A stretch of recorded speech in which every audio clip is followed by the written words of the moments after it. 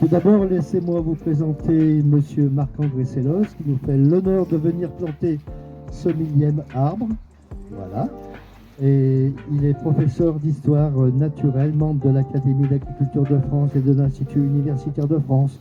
Vous êtes un mycologue, un botaniste très impliqué dans la recherche et la transition, à travers la transmission, et transition certainement aussi, peut-être bien, à travers notamment vos publications, des revues et des livres, mais vous avez aussi animé des émissions sur France Inter. Vous êtes très actif à la promotion de l'écologie et enfin vous n'avez peur de rien puisque vous êtes ici avec nous un dimanche froid de novembre dans une forêt à 500 km de chez vous. Merci d'être parmi nous ce dimanche. Je voudrais tout particulièrement vous présenter Tony, il a 10 ans à côté de nous. Il habite Néron et est en classe de CM2. Il est très impliqué dans la création de notre projet et c'est lui qui, il y a 3 ans, presque jour pour jour, c'était un 13 décembre 2020, a planté le premier arbre de cette forêt-jardin qui est derrière moi. Bravo. Bravo Tony,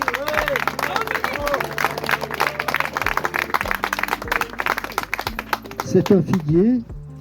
Alors je suis très ému car je n'avais pas imaginé à ce moment-là, moi, lors de la création, que je vous retrouverais presque 1000 jours plus tard pour planter le 1000e arbre avec Tony et Monsieur Sellos. Mais j'avais quand même de grandes espérances. Avec tous les adhérents, nous avons choisi de passer à l'action devant les enjeux du dérèglement climatique. Notre vision est de nourrir l'humain demain, de manière durable, donc à proximité, en préservant l'environnement et en transmettant la connaissance.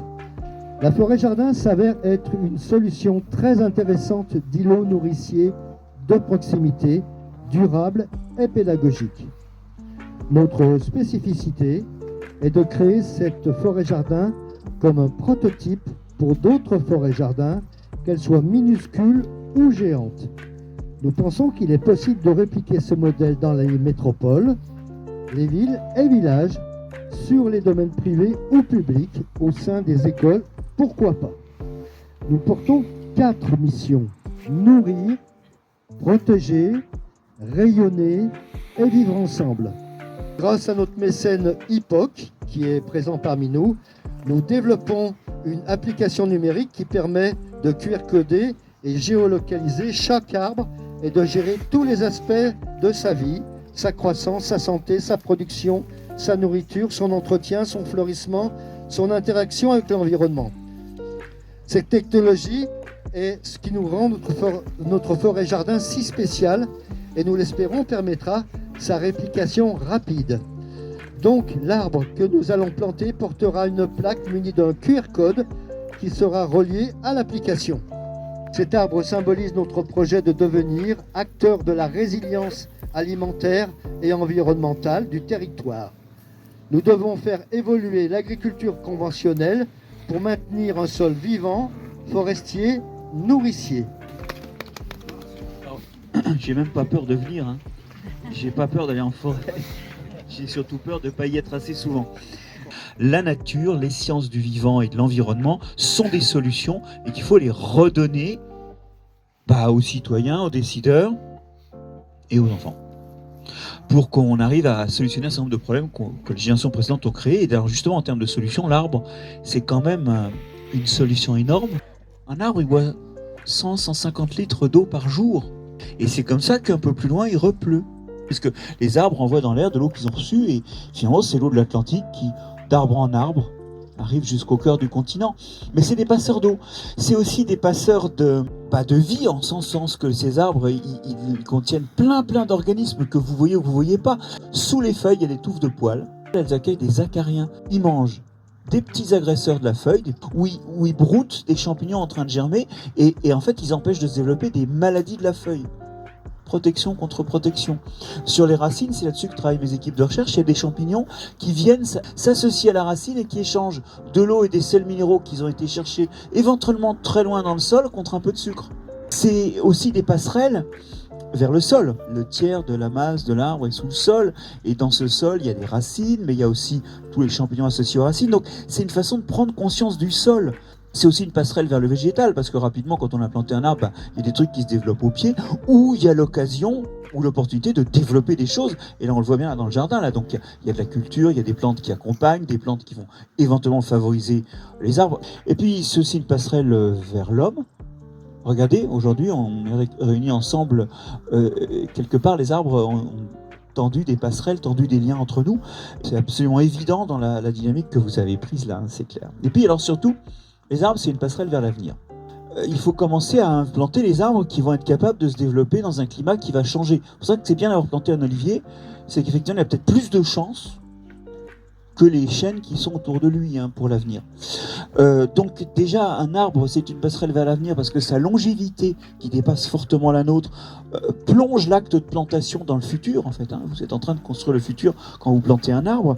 Et puis aussi parce que il est tout petit, ton figuier, mais tu le verras grandir. Ouais, en fait, quelque part, c'est les arbres de nos enfants, et éventuellement ce que mangeront nos enfants qu'on est en train de planter. Vous sentez que c'est aussi une passerelle intergénérationnelle. Alors tout ça est assez évident, hein. Mais quelque part, c'est de nouveau cette idée que je vous disais tout à l'heure avec Biogé, hein, c'est le vivant comme solution. Donc Tony, on se donne rendez-vous dans 10 ans ou dans 30 ans,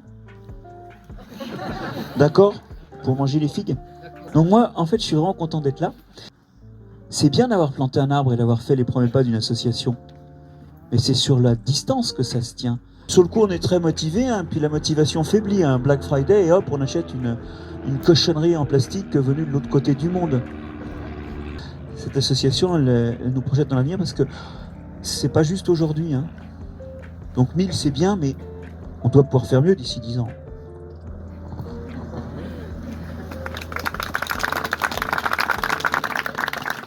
Je tenais quand même à vous remercier parce que nous sommes évidemment très honorés de votre présence. Donc nous apportons une aide financière à l'association, comme toutes les associations de Néron. Il y a du sens. C'est qu'il y a ce qu'on appelle l'intérêt général. Et l'intérêt général, pour nous, ça passe par évidemment l'aspect pédagogique avec les enfants. L'exemplarité, c'est très important aussi. Le fait que ce soit une activité intergénérationnelle. On a beaucoup d'envie, mais on a surtout beaucoup d'obligations.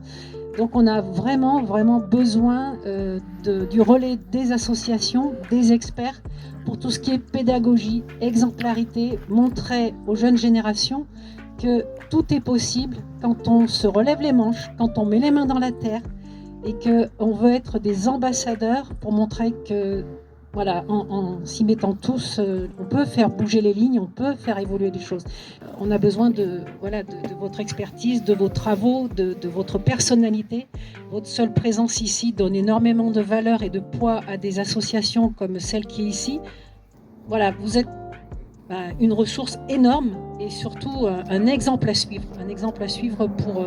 voilà, je pense que c'est ce qu'il y a de plus parlant, de plus important pour les générations à venir, hein, qui montre qu'on est dans du concret. On est là, ce qu'on fait, beaucoup d'autres pourront le faire, mais parce qu'ils viendront le voir, ils viendront voilà, regarder ce qui se passe ici et surtout apprendre. Voilà. Et je vous remercie.